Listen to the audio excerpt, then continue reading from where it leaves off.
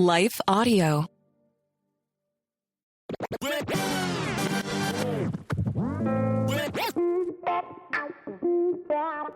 Hey, welcome to God's Love for the Unlovable, Gospel Rant, Vagabond Diaries. Glad you're here. We're going to be doing Vagabond Diaries, these stories, these narrative gospel rants through the summer.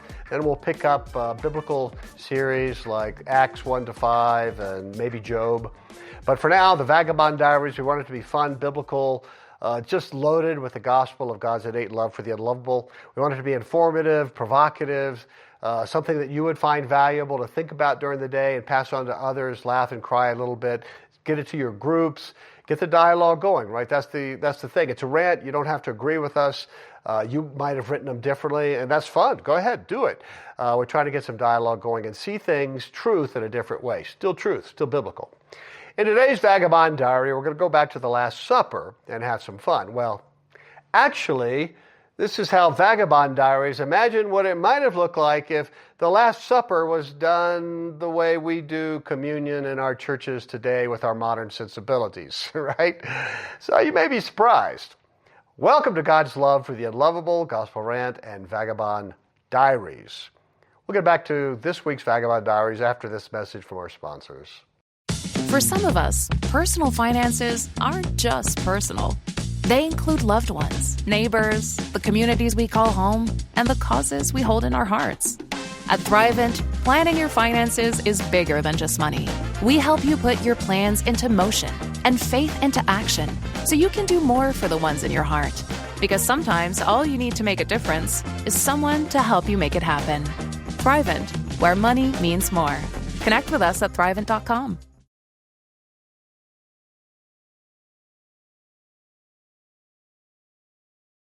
The table. Rabboni, what are these things? Asked Thomas as he held up the small clay objects that were about the size of a thumb and nested together awkwardly. Oh, great question, Thomas, replied Jesus with a smile. These nested cups will make Passover much simpler for the masses. In the top clay cup, put some sweetened grape juice. Master, do we add wine to kill the germs? Inquired Peter. No, you know how I hate wine, Jesus said. It might cause some alcoholics to stumble. So just get some leftover grape juice from the vats and add lots of honey. Honey, got it, said Peter with a confused look.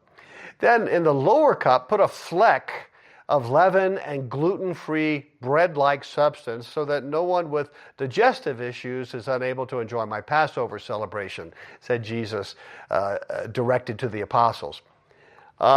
Okay, but won't they be expecting a grand meal at Passover, with the lamb, shank, bread, and wine, like our forefathers, like Exodus? Asked Matthias. Well, usually, said Jesus, we need to adapt to keep up with the times. And also, I'm glad that you mentioned the meal. Instead of doing this around a banquet at a table, we're going to get people to sit in rows of chairs facing forward. And there will be aisles down the middle for people to come up to get the cups from one of you and then quietly return to their seats. And maybe we can have someone play some meditative music during the event, simple, efficient, and effective. Yeah, great joy, said one of the apostles.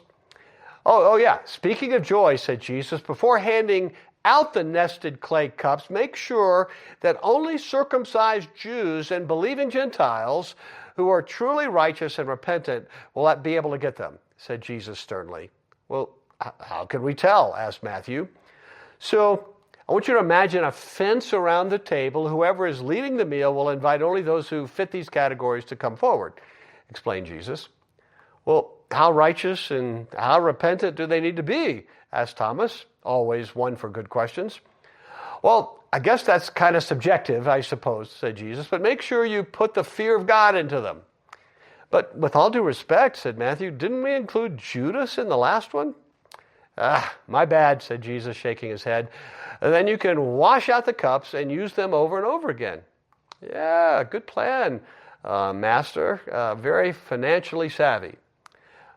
Or, here's another take on communion and the Last Supper. Welcome to the celebration of my betrothal to you, my holy bride, said Jesus to the confused group around the Passover table, which included the 12 as well as other men and women disciples. Of course, it was the annual Passover meal celebrating the rescue of Israel by God from Egypt and slavery.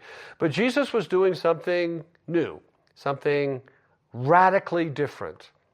He read from the traditional Song of Songs scroll, as others did, but he did it as a man would to a beloved. He was speaking personally and intimately to the group around the table. It was an awkward, unexpected scene. Arise, my darling, my beautiful one, and come with me. See, the winter is past, the rains are over and gone. All beautiful you are. My darling, there's no flaw in you. You have stolen my heart. My sister, my bride, you've stolen my heart. With one glance of your eyes, with one jewel of your necklace, Hanak Yafa Riati, Hanak Yafa, just look at you. Beautiful, my beloved, look at you, beautiful. He was absconding the Passover meal and making it a betrothal celebration. In ancient Israel, there are two stages of the marriage process, the erusin and the nisuin. When a man finds a potential bride, he goes to her male caretaker, father, brother, and officially begins the betrothal ceremony. He offers a legal marriage document, the ketuvah, which includes his declaration of love for her, and of course, the appropriate marriage price, the mohar. The mohar is all about the bride's value in the eyes of her bridegroom-to-be. And then while they were eating, Jesus took Passover bread, gave thanks and broke it and gave it to his disciples, saying, take and eat. This is my body. It was not just a symbol of the sacrificial Passover lamb. It was also the negotiated mohar. The bridegroom was proclaiming to his followers and to all who would follow in their faith, their value in his estimation was his very life, his own body. Then the official betrothal must be sealed by a cup of wine shared by the couple. And it's the first of two cups in the marriage process. Once they drink this first cup, they are officially husband and wife. The bridegroom has made a covenantal commitment and public declaration of his love for the bride. She is my wife, and I am her husband from this day and forever. She has said, I do, publicly, and they are now husband and wife. And then he took the cup, we read, gave thanks, and offered it to them, saying, drink from it, all of you. This is the blood of my covenant, which is poured out for many for the forgiveness of sins. As the bridegroom and bride drink the first cup, they become fully committed to each other for eternity. On that evening, all the eons witness the public marriage of the Lamb and his faulty bride, the church. What about the second cup of betrothal, the final marriage banquet? It's yet to come. Jesus said so at the same meal. I tell you, I will not drink of this fruit of the vine from now on until that day when I drink it anew with you in my Father's kingdom. In a typical Hebrew wedding, the couples separate for a time, and often a very long time. The bridegroom goes to prepare a place at his father's house where they will live. And so Jesus assured his followers, do not let your hearts be troubled. Trust in God. Trust also in me. In my Father's house are many rooms. If it were not so, I would have told you, and I'm going there to prepare a place for you. And if I go and prepare a place for you, I will come back and take you to be with me, that you also may be where I am. You know the way to the place I am going. The culminating event is the consummation, of course, the yichud. After the bridegroom returns to collect his betrothed, they at last drink the second cup. Then they can be intimate for the first time, truly intimate. So the annual Passover meal was expanded by Jesus beyond just a rescue of slaves. It was transformed to celebrate the marriage of those rescued slaves into being the holy bride of God. And when we take communion, we're reminded that our bridegroom has committed his love, his devotion to us, and is even now preparing our new home where he will embrace, kiss, and love us as a bridegroom should. And so we say, as the bride of the Song of Songs exclaimed, let him kiss me with the kisses of his mouth, for your love is better than wine. Your anointing oils are fragrant. Your name as oil poured out. Draw me after you. Let's run. The king has brought me into his chambers. We will exult and rejoice in you.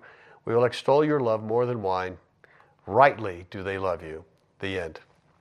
All right, let's talk about it after a few words from our sponsors. For some of us, personal finances aren't just personal. They include loved ones, neighbors, the communities we call home, and the causes we hold in our hearts. At Thrivent, planning your finances is bigger than just money. We help you put your plans into motion and faith into action so you can do more for the ones in your heart. Because sometimes all you need to make a difference is someone to help you make it happen. Thrivent, where money means more. Connect with us at Thrivent.com.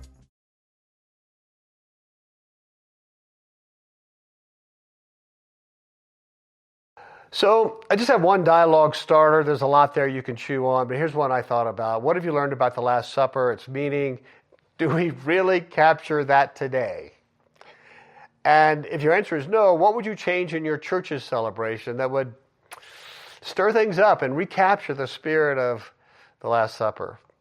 All right, if you like this Vagabond Diary, please like and subscribe. Forward this link to a friend.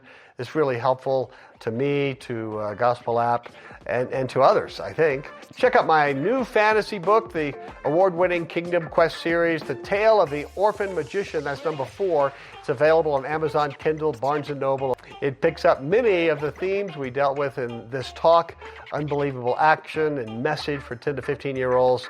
Get the whole series. And if you want more information, check out the author page, drbillsinyard.com. Yeah? Check it out. Take heart, child of God.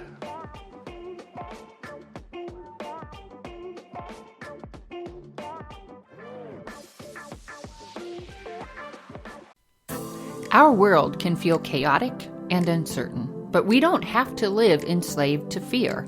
Christ has promised me and you his peace, and throughout Scripture has provided powerful tools and practical steps to help us experience greater freedom. I'm Jennifer Slattery, lead host of the Faith Over Fear podcast, inviting you to join me and my team as together we learn how to starve our fears and feed our faith. Subscribe at lifeaudio.com or wherever you access podcast content.